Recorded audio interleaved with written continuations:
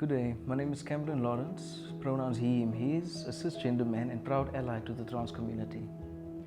So my role at Gender Dynamics is I conduct research. I am official title, the Junior Research Coordinator. When I started working at Gender Dynamics, I, to be honest, knew very little to nothing about gender identity, gender expression, SOGS principles, none of those. And in the process of working with my colleagues, doing research in the field, just getting to a point of better understanding, I realized that I, for all my life, had a privilege that I never knew existed. And I feel that there's so much that people need to learn and also unlearn.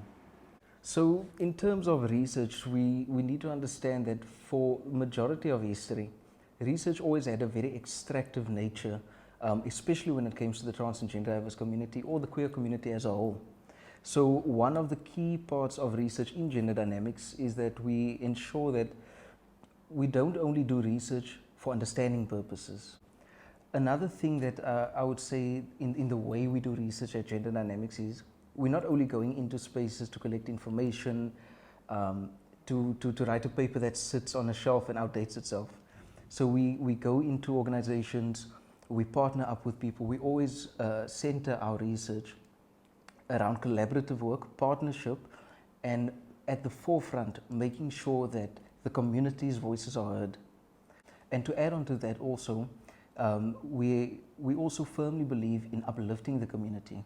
It's no point in conducting research where we come into a community, extract information, and then the community is left with nothing. So in the research process, we train our partner organizations, different participants who are involved, our implementing partners, we train them on data collection processes, ethical processes, all the different elements that will upskill them at the end of the day. That provides them with their own research where they can then go into their own communities in their relative context and then also do researches of their own, gather data for their own studies and advocacy work. The research in gender dynamics, I think of an octopus. The main body or the main head of the octopus is the portfolio itself, but with each tentacle stretching into the different advocacy portfolios. For example, research is not a standalone portfolio. We reach into the portfolio of education. We extend our tentacles, to keep with the analogy of the octopus, into our health advocacy work, into our legal advocacy work, into our regional advocacy work. And the purpose of research in this regard is to provide a type of foundation to build advocacy on.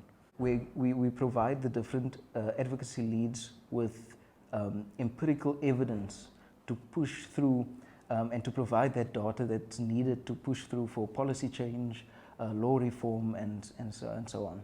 There's a long way to go, but I believe that if we are all willing to learn and listen, just sit down and have a conversation, we'll eventually get to a place of inclusivity, a place that's affirming, a safe space for all.